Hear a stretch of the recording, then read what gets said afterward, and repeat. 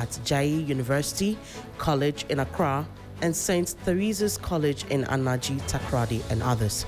Also in the summaries, the minority in Parliament is demanding the immediate resignation or dismissal of the Attorney General and Minister for Justice, Dr. Dominic Ayine, accusing him of incompetence over the withdrawal of 350 million Ghana cedis from the Contingency Fund to support victims of recent floods. The caucus claims that the disbursement may have violated a court order and provisions of Ghana's public financial management laws because the Contingency Fund was under attachment at the time the funds were released. Lawyer for Frederick Kumi, popularly known as Abu Treka, has disclosed that his client has been rushed to the police hospital while raising fresh concerns over his detention and the inability of his legal team to gain access to him. In a post shared on X on Wednesday, July 8, private legal practitioner Oliver Barker-Vomawa said he had received information that Abu Treka had been taken to the police hospital. Mr. Barker-Vomawa said it has been more than a week since lawyers representing Abu Treka were allowed to meet with their client despite repeated requests. That's it for the news summaries. Over to you, Martin. Thank you very much, Nura, for the summaries. Let's settle for the details of our stories now. And we're starting from the conversations that happened a few days ago in the Sefwi area of the country, where we are told that two police posts in the Draboso district in the Western North region have been destroyed by unidentified persons following the recent police shooting incident at Sefwi Sayerano that claimed 3 lives. The affected facilities are the Bechema Barrier Police Post and the Asempaneye Police Post. The destruction is believed to have occurred amid heightened tensions following the fatal shooting. The police have interdicted 8 officers in connection with the shooting as investigations continue into the incident that has left the community in mourning. The Draboso District Chief Executive, Alexander Eduquest, visited the bereaved families and injured victims and has been interacting with them. What we also do know is that he has given them the assurance that investigations will certainly commence into the development and get to the bottom of what exactly must have led to these current challenges, where 3 people have lost their lives as a result of some confrontation that happened between the citizens within the residents within the area and the police officers, leading to a shootout. And earlier today, 1 more person, we are told, died, suspected to have died from his gunshot wounds he sustained from yesterday. As of the time the incident happened yesterday, 2 people lost their lives, and today's death makes it 3. And so the DCE has visited the area, is trying to get to the bottom of this, and has been because say unia enyare na wapia babontin na obeti ase shooting dey we so for na we kura wa bia be kasa nti kasa ni bi wo ha justifiable say e wo say kasa ba ne mo wanu nti na ya ba na the no leading common kaka say asumje be ba na ya ma bambofo ne kwan amoma be investigation na me dey hia me pa ne asem no mu nokore no sia obi e kan dey obi ade e dey but asem no nokore na nkasa so. So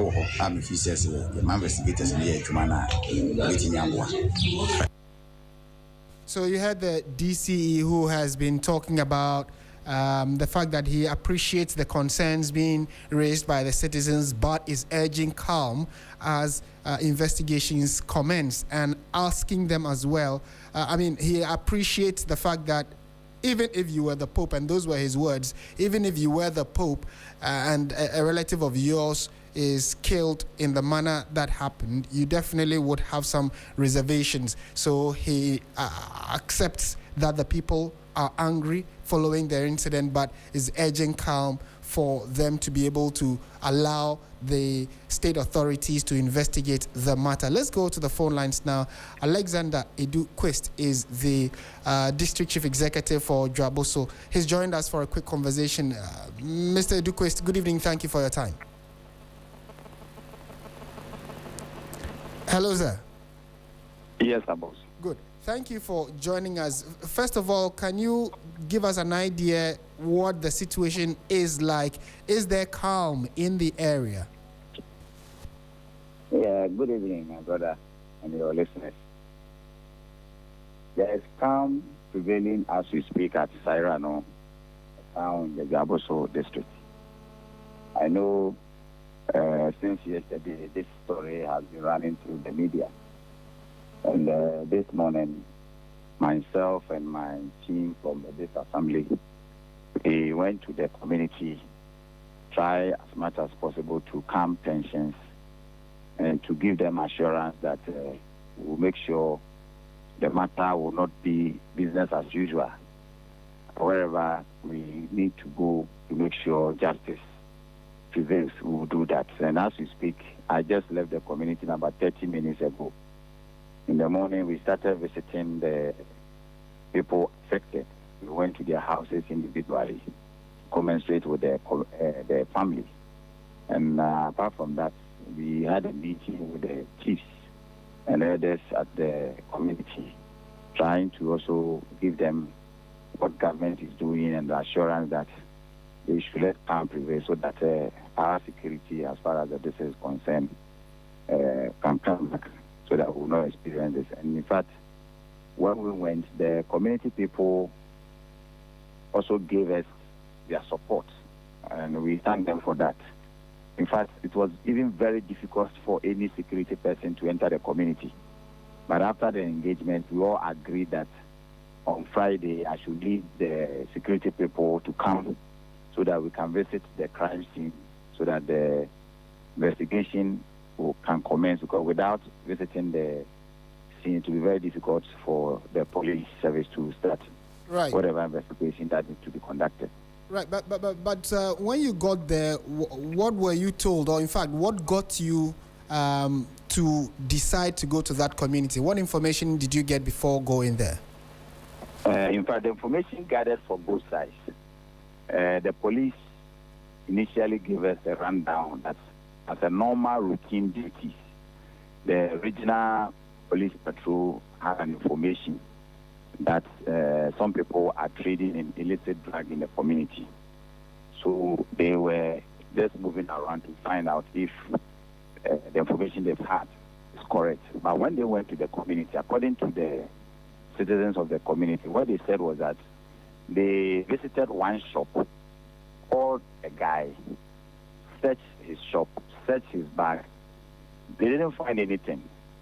But later they realized that the police were beating the guy. That is what caused the whole matter. So they rushed in there, tried to save the guy. In an attempt to save the guy, the police people were trying to also do their work. And that resulted in those gunshots that has led to the issues we are talking about today. So that is exactly the information on the ground. But if you also listen to the side of the community people, they will tell you that there's no such thing happening there. And moreover, some of them said they even approached the police to try to intervene so that at least they can have a word with them, but they did not listen to them.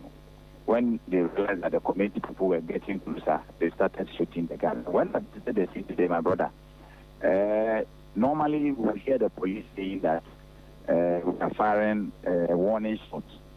Warning shots, as we know, normally, though we are not the security people, but it is always fired in the air. Right. But this one, you can see that you can find bullets in front of shops, even on the tar road. You can see some of the bullets that hit the road, that got the road even broken.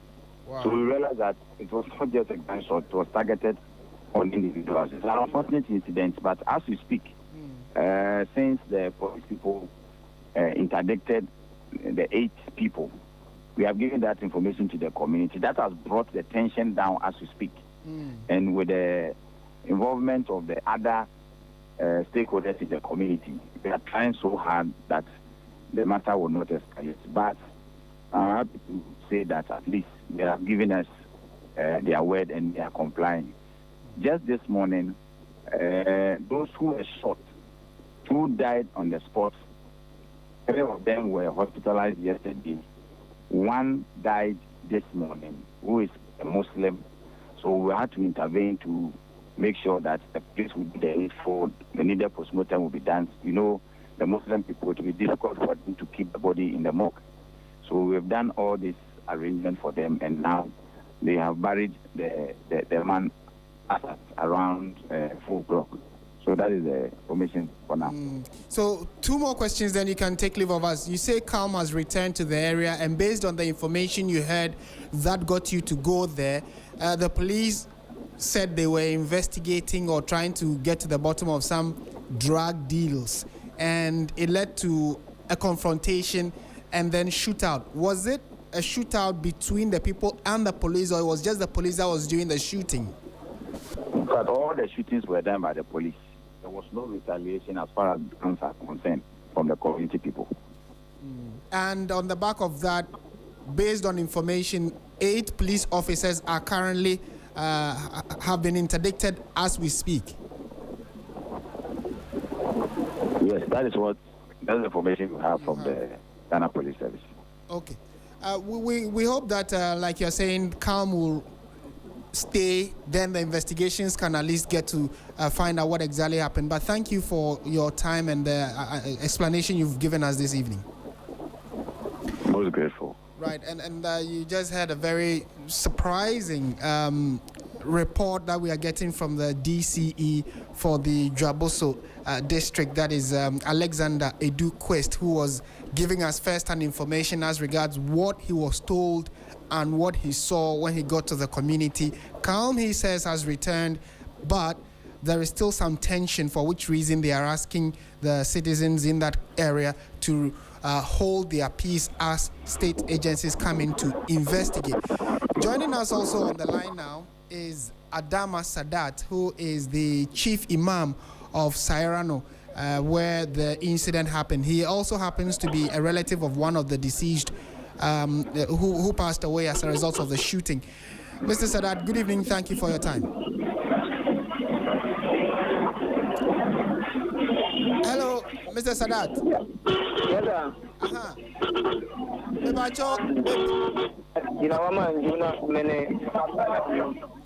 Mr. Sadat, me pacho sauti menka baby I want dede wo ho enti senka wetimi atwe ho kakra ko baby a ye betimi ate wo ne a ebeboa yen bebre.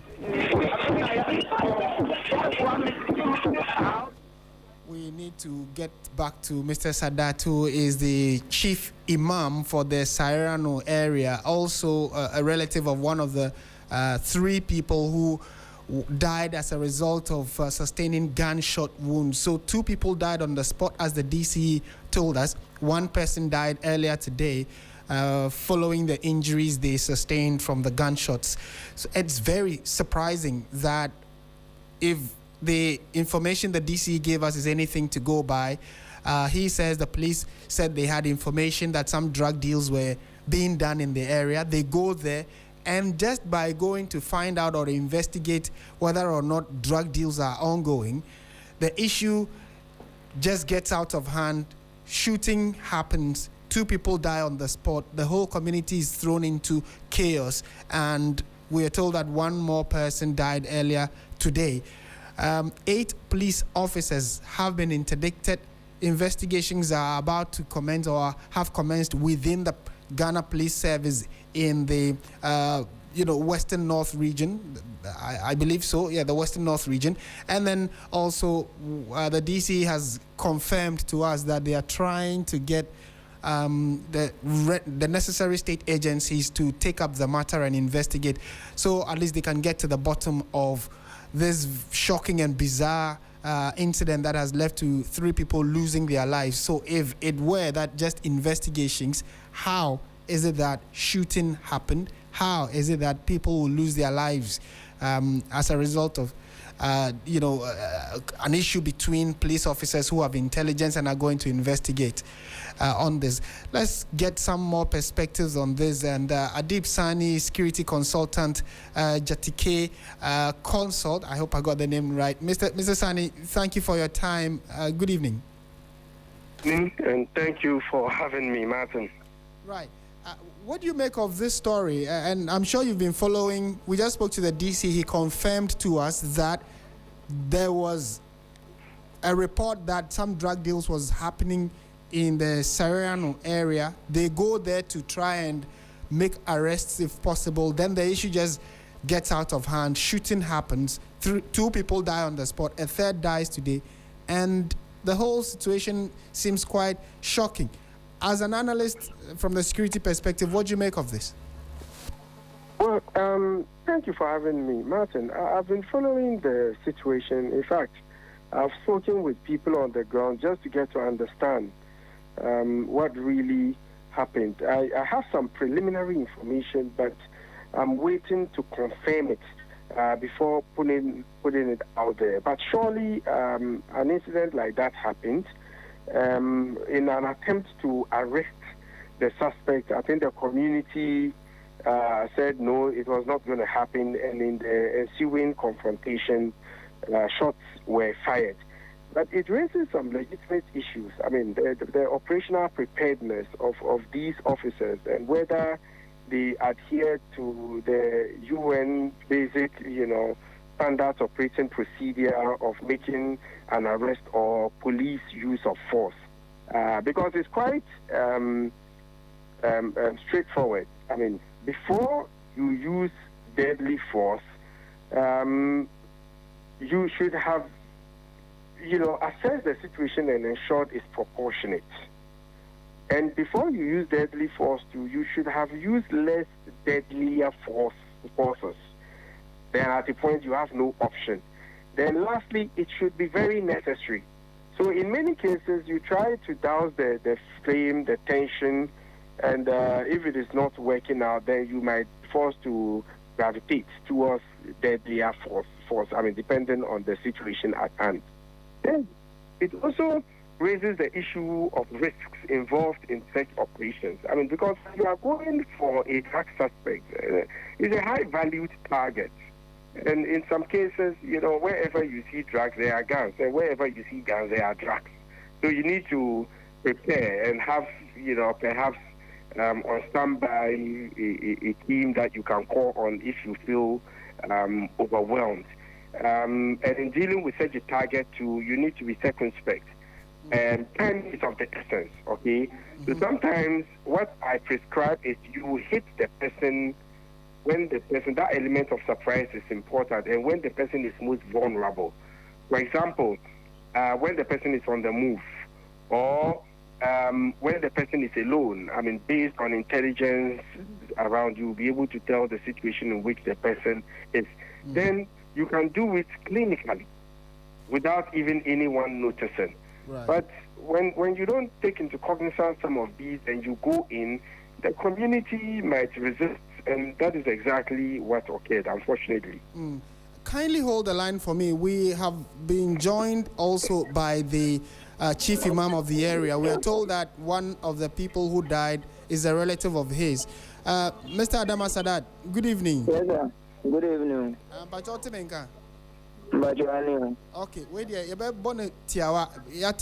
And listeners, kindly pardon us. He speaks the local language more fluently, so we want to do that, and then I'll give a brief explanation in English.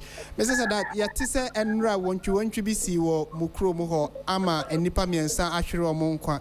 Yatise baako wu enne. Enipa miensa na ewu no baako ye wabusuani. Obetimi ama ya hu die si ye. Yo, ndie Madam was at your foina, Majuma foina, Sani Kuski, and Ranopa, they 9 o'clock. I just, your prayer, we have one to cook for more. A tea and it's police for being more around, or mobile the Chiboidi. Now, mobile, almost to say, boy, no, would be no bono hoja until money boy, maintain one Simoana, as a suspect is the boy no be on the bag, and boy would need to a more year boy no to boy and swamp to a bona a man to Muslim memamla. See, yes, I'm boy and I am like, go to a mocan to boys and years a day, or Montias say, or Modi boy need to come with her, and the more or the I boy and actually can. Police forces or Mompany. Juan almost as a man on it. So, who Mocano, the boys don't swap to Belia. but Mantina was Sayerano, or also or ye bend and class police for almost the Tango. To Muko now, no Mukutu. The Mamani, or that now in the good years, I and Nawa, Mirano, Odimiga, or stores or one pay. In the suit is now Muko now, who should be to Nana, a can was stored anymore. And say, Otishi. To a more area now, Omoros and Dino Kodrasa. And now, my Tiana, we shall follow Mutini China, confirm what I say, why media. And the also, you did see Eba Hama yesterday and Mani Bidia. Omocrano, Peneto, Modimun, my young boy post moti, Numuna, the Ade, Cabibre, the Amaya, more some police for any side, General, so say, Omoji is cast and Omdimuna Mai. This is by an Odi and Nimqua Science Commander or boy Emma Yasaka Moon. Bear 40 minutes time near Yapen or Crabia, a fina Yadayani, Yabuffy, a baby, Shia Bushan, or more Sayerano Krum, any kuna form my Shia. Near Mudi. To be summer, they could see no. Where they may want to inform you, no, maybe Sana, Yadi and Common Baby. Yes, sir. Entisa a branty and now one more pen at Chenono. A Juma Ben and now, yeah, because we say a place of what to say, or yet, or tone rule, and like, or yet, drug deals. Sana no, yeah, or chromo, San and Crophone. Medasi, a brandy drink and our tone. Nestor, what the himself drink, and I am about money down. The Juma Yenim or Yano or beer drink, Nazaka or Yano who see you cry. 5-star multi-clute no money, 7 minutes now, and also I am mobile money count. Until the minimum fan on stay OD no. Okay. Ain't it Sayerano, Adiana, I am when it saw DC in Abaho said they are all chair, and Adiana more no more said a buying and I say, in Remua and penny for Babayano, Adiana more no more some better. So, if you are the Medawasi. DC was our court Jaboto, Nemum Crew, Mantia, Ubia, they were 7 to call ye, dear, Ubia, one more 15 rabbits, and that's Amadiatin. And the Yentiasi say police for Mona or boy and Obino, or my Danny, the corona or Mupaya boy, who put a widdy and or Muque. Ye Nimo, the Dubonena or Tonwa, Monchinunque. Now, ya, ye Jinajan and Chen. Nti yede yenyase peprio enye adwumane hu police kwa odini de suma omo se adwuma ma na kireta o ma suma omo to medisa adwumane yehu se aban no omo udi na yehu se ya chi omo na mra bi ayese edi omo no ene omo ni ena se si enzo e ma mienu ene nkwara wa ja omo ya ye wa ha ikuya fonkon o yehu kwan a yedi wo mo be fato you kwanya yedi mawe ebe fato. All right, Mr. Sadat and the corona dania butu where the yamamo shedding yada since you say what bre any edin komo enumere right. And that is Adama Sadat, who is the chief imam of the area. Also, one of the deceased persons, we are told, is a relative of his. So, like you, just a brief narration of what he said. And Mr. Adib Sani is still with us. So, a brief narration of what he said. They were there. They heard the police had come to arrest a particular man because they said he was dealing in drugs.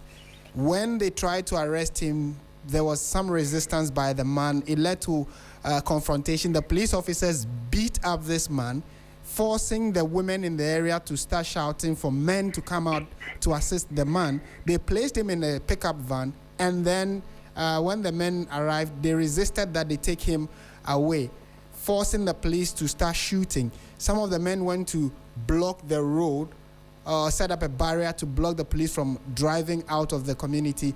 And then it intensified the confrontation. A man sat in his shop, was a victim, or became a victim of the shootout. He was the one that was pronounced dead today. He says that they are hoping that investigations will get to the bottom of what happened, and then the youth in the area, they can get them jobs, etc. There are widows that have come about as a result of the incident. So that's his narration briefly. We still have Mr. Adib Sani with us. Mr. Sani, so that's from the perspective of the chief imam, who tells us that they were also equally shocked, like many of us are hearing. The high-handedness he's alluding to from the police officers, what do you make of that? The police has no place whatsoever to assault in an attempt to arrest a suspect. I mean, they can use force to subdue him, but if what the man is saying is anything to go by, it is absolutely wrong. On the other hand, you can never know what anyone is up to. People have dirty little secrets. I remember some time ago, I investigated a mobile phone stealing syndicate that was operating from a pharmacy at Kaswa. Okay, so you cannot, based on the person's outlook, the person's ways, to know whether he is into drugs or not. I'm not in any way suggesting he's into drugs, but it's mindful. We should be careful that we don't judge people based on what we see from the externals. Then, the people too have no right whatsoever to prevent the police from discharging their duties. That is obstruction of justice, and that is illegal under the law, and you can be taken to task for that, okay? And so there are so many twists and turns to this issue. That is why I'm particularly excited, and I wish to congratulate the IGP for taking steps to interdict these individuals. But it doesn't mean they are guilty.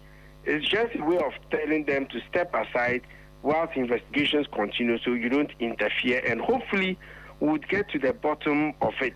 And with the high-handedness part, I wouldn't be able to say, because I wouldn't know what the people did. Were they hurling stones at them? Were they holding guns? Because like I indicated, before police uses deadly force, it has to be necessary, and it has to be proportionate to the threat that they are being confronted with. And it's also important for them not to exaggerate that threat after an assessment. Sometimes people are just too trigger happy, even civilians.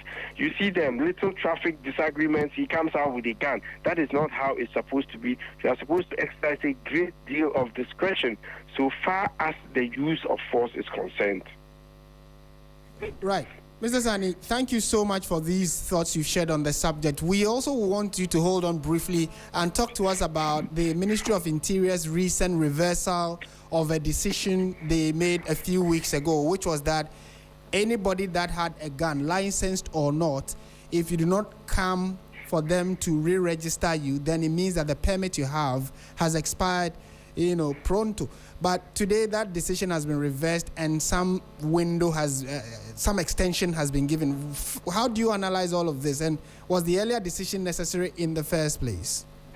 Not at all. I think the minister didn't consult. The minister works with technocrats, okay, cut across. And so I would expect that before such a decision is made, he should speak with the right people and get the right counsel. There are so many issues wrong with that decision in the first place, legally, socially, security-wise, etc. The laws governing guns in Ghana is the 1972 Arms and Ammunition Act, NRCD 9, okay? And there's nowhere in Ghana's law that says that you should know how to fire before you own a gun. Even though it's legitimate, I support it 100% because people have guns without really knowing the rules. I mean, for example, you are always supposed to think that the gun is chambered until you prove otherwise. Okay, you are not supposed to point the gun at anyone, even if it is empty and all that. People don't know it, so people need to learn. Okay, but it has to be done right. There's no public education whatsoever. Before you enforce, you need to educate. But you don't enforce before you educate. Besides, every gun license in Ghana expires on the 31st of December at 11:59 p.m. So I would have thought that whatever changes it is, take your time, engage the stakeholders, then we can use the next window to do it. However, still, it is illegal. We have a new bill, and I was part and parcel of those who developed it. If we pass that bill into law, trust me, Martin, is going to solve 90% of the gun-related issues we have in this country. And it is also important to understand that the biggest threat to our security so far as gun violence is concerned in Ghana, it's got to do with the illegal guns. If I get a gun and I want to use it to rob, do you think I would go and register it? Not at all. So the focus should be on the illegal ones, the G3 rifles, the AK-47s, the AR-15s that is used to wreak havoc in Boku, Atalavanyo, and Konya, and so many other places. Even though I do agree that, yes, we have some gaps so far as our licensing regime is concerned in Ghana, but it has to be done right. Certainly so. Thank you for your time and thoughts this evening. My pleasure. And you have the Executive Director of JTK Center for Human Security and Peace Building, Adib Sani, there. And clearly, the concerns being raised are varied, and many of you are also sharing yours with us on our social media platforms. Facebook, where this bulletin is streaming, on YouTube as well. Do send us your messages if you feel strongly about any of the subjects we have treated so far. And some of you have also said that you did not hear exactly what the Interior Minister Mohammed Muntaka Mubarak said. So let's listen exactly to him regarding this reversal of the gun amnesty that, according to them, had expired but has been extended. My license will expire on 31st of December 2026. Yes. Are you saying that I do not need to re-register again and that license is legitimate till 31st of December? We are saying that yes, and you receive a message from the CID to that effect. Because initially we sent a message, and then we had this flood that has affected 7 regions. We are rational human beings. People are going through a lot of challenges and trauma. Based on what the data that we have, well over 100,000 people are having these challenges. And if you look at the areas that they have, these are people that have gone through all this trauma. It will not be fair to be adding to their challenges the issue of registration. So I think it is yesterday we said that the CID send messages to all legitimate holders, permit holders. They should keep it to December. Those who are in the process will control the process by making sure that you go through the vigorous one. But those who are already holding, so now, if Chair, you have a sidearm that you have registered and you've given a license that was supposed to expire 31st, I'm saying that you receive a message that's telling you that keep it until the 31st. Because of the challenges that we are going through, we don't want to compound the challenges of our citizens. So I'm hoping that by now people should have started receiving the messages to tell them to keep it until the 31st. But knowing that from 31st, you go through the new arrangement where you will do the mental, the drug, and the training. But those who are in the process, we are encouraging them to go through the full process to be able to acquire, because you are already going through the process, so you go through the process. So the new added procedure from those who already have from 1st of January or before 1st of January, if you really want to have it from 1st of January, is to know that you will be taken through mental testing, drug testing, and training. That's what you are saying. All right. Another thing came up, Chair. Like General, 2-star General. Must you go through training again? As servicemen, must they go through training? We are looking at that because you don't want to create a system where it shows discrimination. But there can be positive discrimination, because if somebody has served in our security services, yes, aforementioned, you can be a former CDS. And so you heard Mohammed Muntaka Mubarak, who is the Minister for the Interior. He says that the outright suspension of firearm license has been reviewed, and is asking that people who already have those guns at the time it expires, which is the 31st of December, before that you should come for a renewal, and the extension of the deadline has been given. So if you're minded, you have a gun, you know someone who has one, and want to legitimately keep it, they have to go through the right process. You're listening to 3FM 92.7. This is Hot Edition.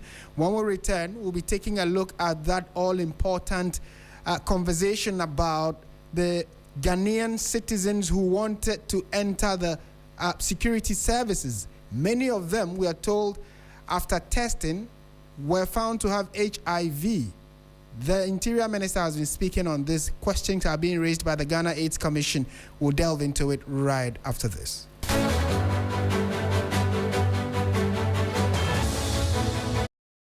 The Electoral Commission has reiterated its commitment to organizing free and fair elections this December. How's your week treating you? I'm here to serve you great music tidbits for your at-work listening pleasure. Rastafari, Rastafari, Rastafari. Our Father, who art in Zion, Kanamawe, Kanamawe, Kanamawe. Oh, turn it up! Coming to the mountains, sight I and I grandfather. It's time to drive you home in style with great music. 92.7 is the dial. This is Hot Edition. We are shifting our way to some other stories this evening. The Ghana AIDS Commission has urged security service applicants who were disqualified from the process due to their HIV status to seek legal redress.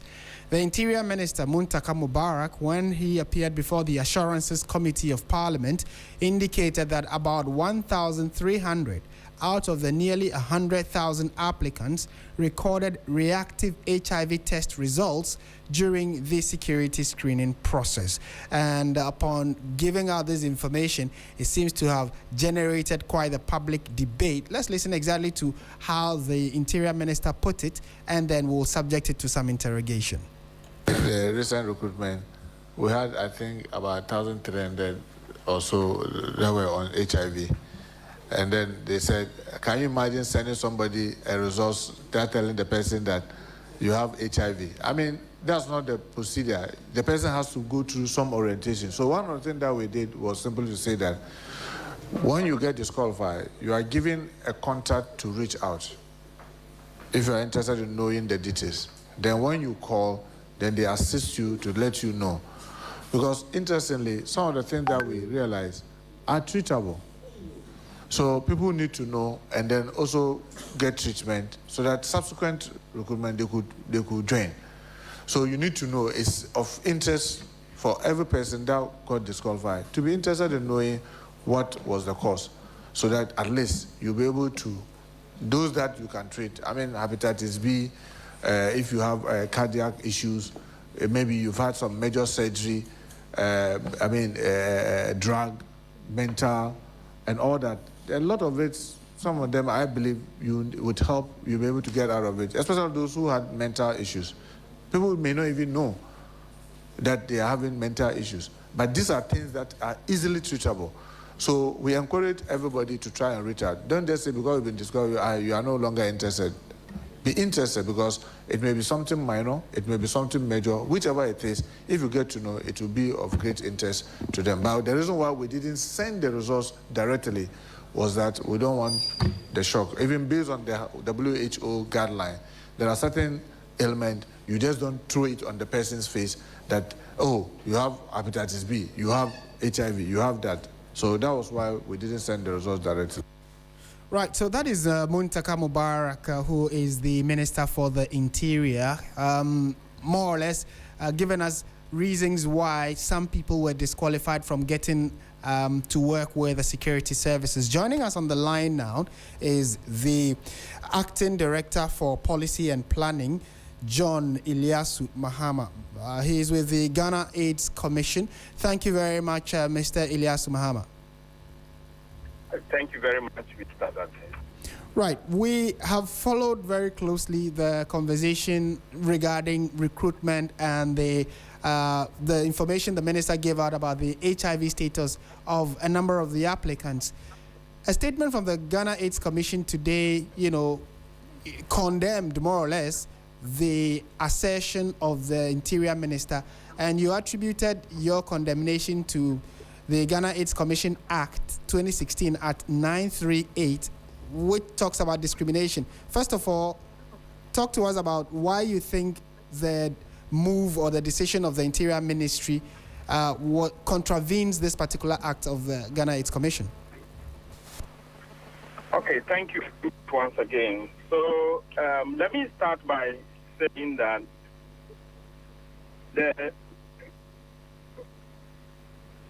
hello? Can you hear me? I can hear you, sir. Okay. So the cases that were recorded, the 1,300 reactive HIV tests, as you would see in our press statement, is quite consistent with the national prevalence because 1,300 reactive cases out of 100,000 roughly comes to about 1.3%. We know that national HIV prevalence among the adult population is 1.49%. So really, it should not be interpreted as indicating that HIV cases are on the rise.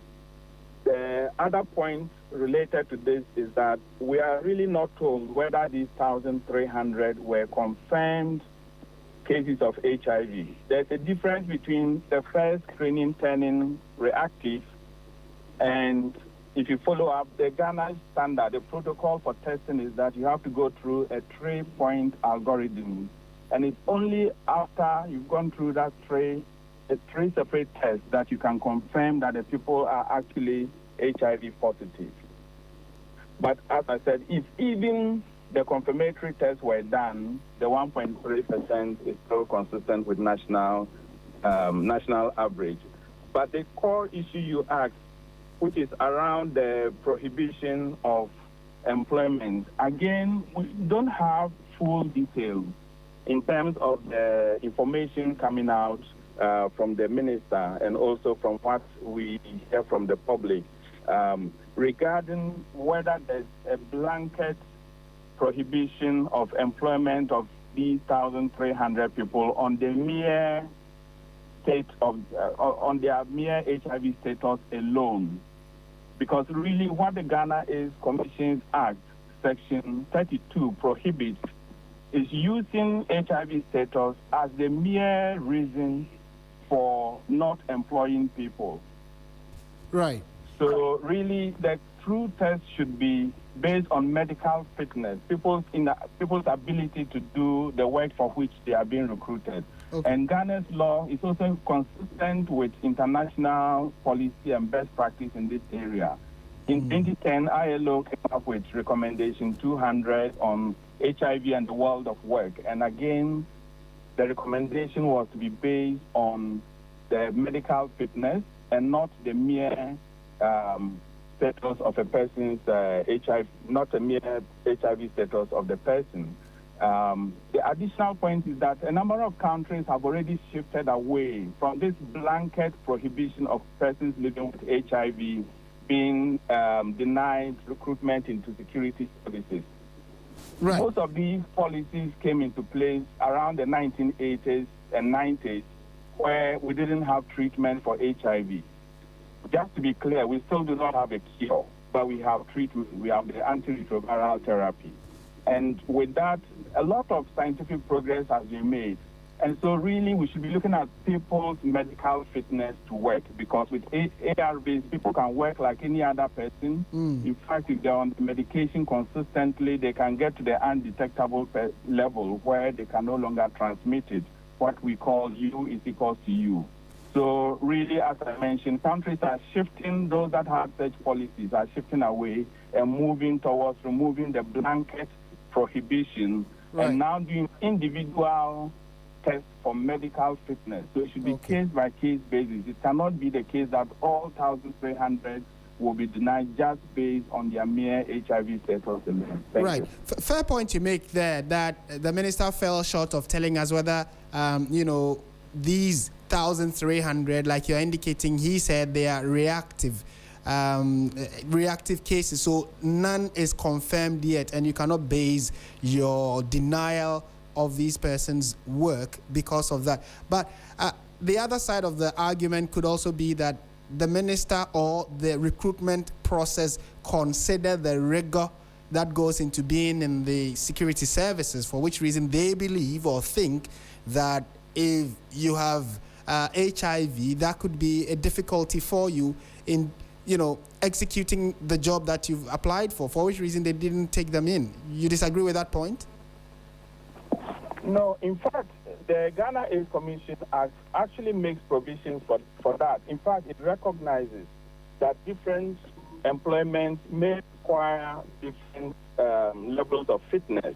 And so it does make provisions. So really the true test should be whether these people were tested one by one and not just based on their HIV status.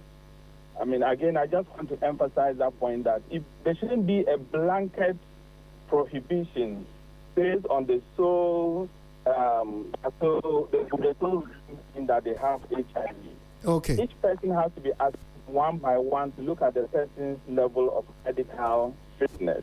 In fact, if I would read the Ghana AIDS Commission Act, if you look at the section 32, section 32(4), about the HIV status of a person, partner or close relative of that person shall not constitute a reason to refuse employment or terminate the employment of that person. Okay. Except where an employer can prove that the requirement of the employment in question is that an employee must be in a particular state of health or medical or clinical condition. So right. Yes, maybe the security services will require a certain level of fitness, which is why for us the emphasis really should be on the level of fitness, and that is only assessed on a case-by-case basis. So it shouldn't be a blanket denial. Basically, yeah, the blanket denial. Okay. Thank you. We would have to leave it here for now, but certainly it's a conversation we are very interested in and we'll follow up on it. Thank you for your time this evening, Mr. Ilyasu Mahama. Welcome. And he is the acting director for policy and planning at the Ghana AIDS Commission. Clearly at variance or disagreeing with the Interior Minister's position that some 1,300 people were not giving the employment to enter the security services because the testing for HIV was reactive. And it looks as though the next big issue would be what redress can these people seek. Subsequently, we'll try and get some, legal perspectives to it and find out from this those who are, in the HR space, what kind of advice can they give us? So some labor consultants would speak to us subsequently on this particular development. This is 3FM 92.7. You're listening to Hot Edition. Time now, though, for the latest in the world of business. And Bismarck Eusa will join us in a jiffy to let us know what's happening in business. Stay with us.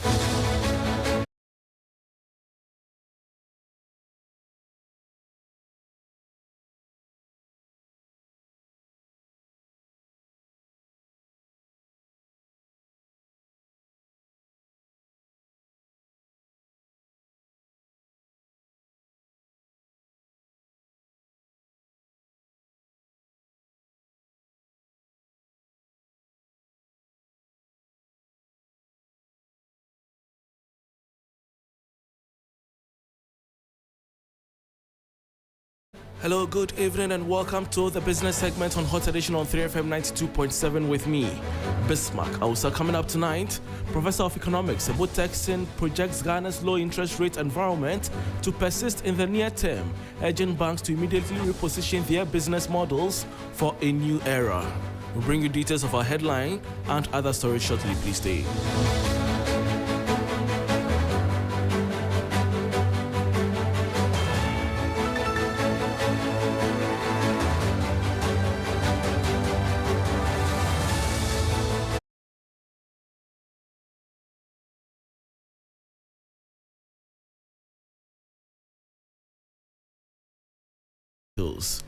Professor of Economics, Ebo Texin, says Ghana's banking industry should prepare for a prolonged period of low interest rates as the country's improving macroeconomic stability is expected to be sustained in the near term. According to him, stable inflation, declining treasury bill rates, and prudent fiscal management point to a continued easing of monetary conditions. Speaking at the 2026 Ghana Banking Forum organized by PwC, Professor Texin said it is imperative for banks to move away from heavy reliance on interest income and adopt new strategies to remain profitable. The information that was available to the central bank was that this macro stability against the backdrop of gold would be maintained for some time. And therefore, if a projection of inflation was going to go down, and the monetary policy rate definitely, and John said it, 1,400 basis points in a year is a sharp decline in the MPR. And of course, the idea was to fight inflation, because don't forget that if inflation is relatively very high, everything else becomes an issue. You can lend to your customers at 40%, but they are bad loans. They are not going to be able to pay back. So a low interest environment is where we should be looking at now. And that was Professor of Economics Abu Texan projecting persistent low interest rates for the near term. Meanwhile, country senior partner of PwC Ghana, Vish Ashagbo, says Ghana's banks must urgently transform from traditional interest income-driven institutions into digital transaction-focused financial ecosystems, warning that the ongoing decline in interest rates will compress margins and test the sector's resilience in the years ahead. He was also speaking on the sidelines of the 2026 Ghana Banking Forum organized by his outfit. As PwC, we've identified essentially what we call archetypes, 7 or so of them, different approaches banks can use. For example, you can continue to do business as usual, but if rates are falling, what that means is that you must play on scale, right? You must be that's if you have the wherewithal, you must do more of what you're doing and play a volume game. There's other things you can do in terms of playing a funding game where you focus on, let's say, bigger corporate transactions or things like infrastructure deals. You could play other things like designing cheap products and playing to a wider market. So there's about 7 different archetypes we have come up with, which are all laid out in our presentation. Essentially what that says is that each bank needs to think about where they want to be, which segment of the market they want to play in, and then design their business model accordingly.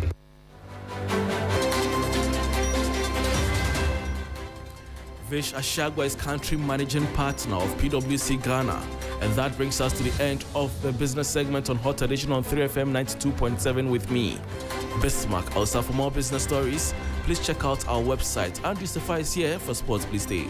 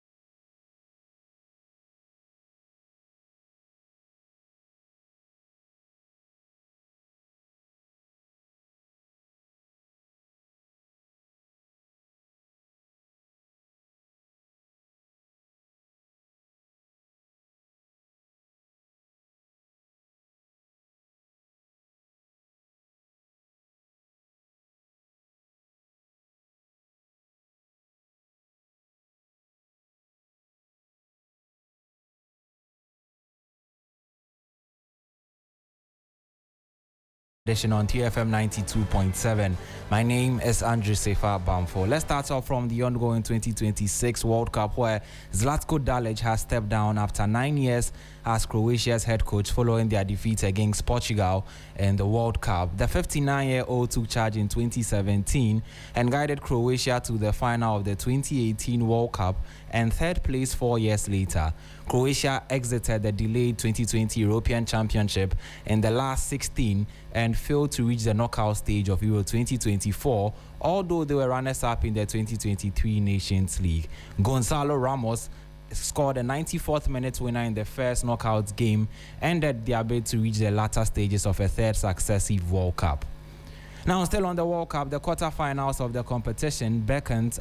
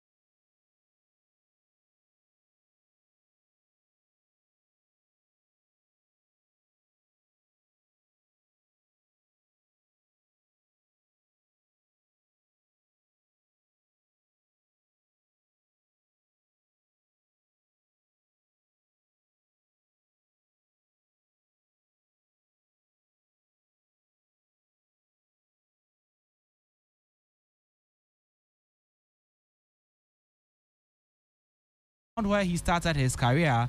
His goal served as a mere consolation for the Brazilians as he closed the chapter on his World Cup journey. Elsewhere, England's Three Lions tamed Mexico at the Azteca, with Jude Bellingham playing a starring role in a 3-2 win. Despite going down and seeing out the game with 10 men, a spirited England performance handed Mexico their first ever loss at the famous Azteca Stadium in a World Cup game as the Three Lions rode their way to victory. Portugal, on the other hand, were left to stare at themselves as substitute Mikel Merino scored a late stoppage time winner for Spain. Despite the constant probing from the Portuguese, their efforts proved futile as Ronaldo bowed out of his last World Cup with a whimper. Charles de Ketelaere inspired Belgium to a convincing 4-1 win over the United States as the Red Devils brushed aside any Prima jitters to punch their tickets to the last 8 in style. Messi and Argentina produced a 15-minute turnaround to score 3 goals to topple Egypt and advance to the next stage with a 3-2 win. Despite Egypt's leading for 67 minutes, Christian Romero's 79th minute header sparked a comeback for the defending champions, who march on to face Switzerland. Switzerland wrapped up the last 16 games with a nail-biting 4-3 shootout win over Colombia after the game had traveled a mile following a goalless draw in regulation time. So that was a breakdown of how things have unfolded so far in the ongoing 2026 World Cup. Remember that the action in the quarterfinal continues on Thursday. But that's all for the sports segment here on Hot Edition on 3FM 92.7. My name is Andrew Sefa Bamfo.